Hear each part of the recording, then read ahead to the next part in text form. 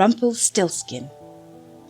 There was once a miller who was poor, but he had one beautiful daughter.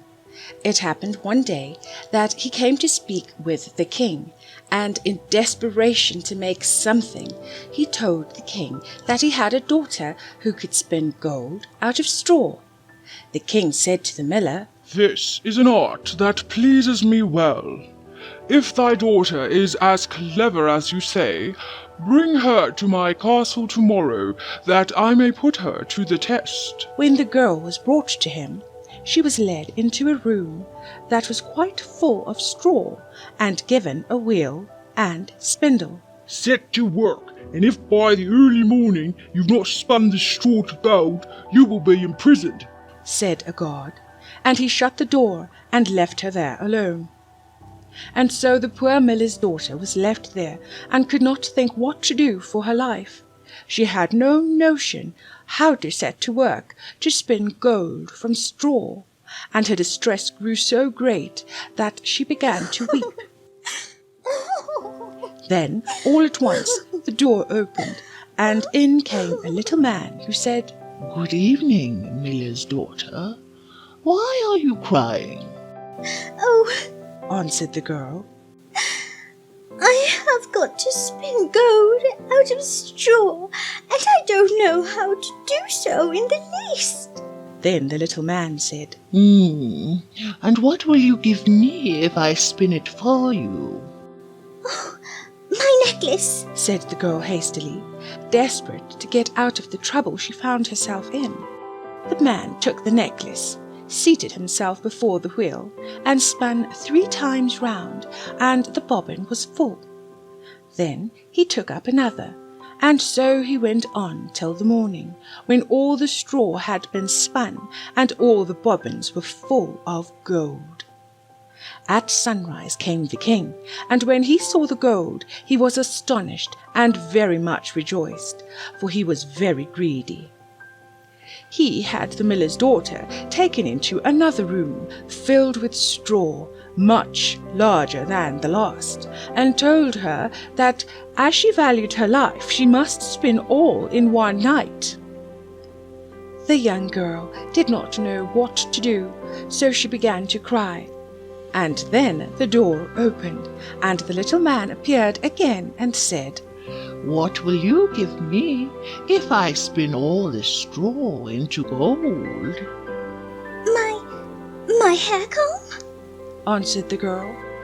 So the little man took the bejewelled comb and began to send the wheel whirring round, and by the next morning all the straw was spun into glistening gold. The king was happy beyond measure at the sight, but as he could never have enough gold, he had the miller's daughter taken into a still larger room full of straw, and said, "This too must be spun in one night, and if you accomplish it, you shall be permitted to marry my son, the prince, if you so wish." For he thought, "Although she is but a miller's daughter, my son is not likely to find anyone richer in the whole world." As soon as the girl was left alone, the little man appeared for the 3rd time and said, "And what will you give me, my dear, if I spin all the straw for you this time?" "I have nothing left to give," answered the girl. She was, after all, just a miller's daughter. "Then you must promise me the first child you have after you are queen," said the little man. "What? But why would a creature such as you want or need a child? If you can spin straw into gold, surely you're able to bear your own children." "That is none of your business. Now, do we have an accord?" The miller's daughter stepped back in fright as the little man shouted. She did not know that the creature, while magical indeed, was unable to bear children, for it was his one curse. He and his wife had longed for a child to love and care for, but such was not their luck. The miller's daughter nodded her agreement, considering to think deeper on it at a later stage, seeing as the problem of gold now stood before her, and the problem of a child was something to be addressed much later. She promised the little man what he desired, upon which he began to spin, until all the straw was gold. And when in the morning the king came and found all done according to his wish, he caused the wedding to be held at once, and the miller's pretty daughter became a princess, and the queen when the king's reign had ended. Years later, the new king and queen brought a fine child into the world. The queen thought no more of the little man, seeing as it had been nearly 10 years since she had last seen him. But one day he came suddenly into her room and said, Now, give me what you've promised me. The queen was terrified greatly, and offered the little man all the riches of the kingdom, if he would only leave the child. But the little man said, No, I would rather have something living than all the treasures of the world. Then the queen began to weep, so that the little man had pity upon her.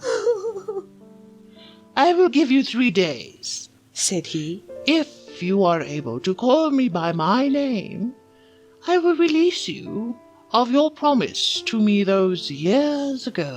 The man disappeared immediately, and the queen stood in shock, trying to remember what he had said to her all those years ago. She had been so in distress over the straw that had to be spun into gold, that she never had asked his name. The queen's heart ached. The poor little man had helped her immensely, and she knew not even his name. Now her selfishness had led her to giving up her child. She spent the whole night in thinking over all the names that she had ever heard, and sent a messenger through the land to ask far and wide for all the names that could be found. And when the little man came next day, she repeated all she knew and went through the whole list. But after each, the little man said, That is not my name. The second day, the queen sent to inquire of all the neighbours what the servants were called, and told the little man all the most unusual and singular names, saying, Perhaps you are called roast ribs, or sheepshanks, or spindleshanks. But he answered nothing but, That is not my name. The third day, the messenger came back again and said, I've not been able to find any new names, my lady, but upon my return I heard a chuckle of a childlike man who boasted that she would never guess my name is Rumplestiltskin. I don't know if that's going to help me, lady. You cannot think how pleased the queen was to hear that name, and soon afterwards, when the little man walked in and said, Now, Mrs. Queen, what is my name? She said at first, Are you called Jack? No, he answered. Is your name Luke? She asked again, and he answered. No. And then she said, Oh, then perhaps your name is Rumplestiltskin. The little man stared at her in disbelief. You cheated! You must have, he said in rage. Rumplestiltskin lunged toward the little baby. He was determined to have, but instantly disappeared, for the queen, having guessed the name correctly, had saved her little baby. She rose and hugged her little baby and threw a feast to celebrate. Never seeing the little man again, and never fearing his return, the king, queen, and little prince lived happily ever after.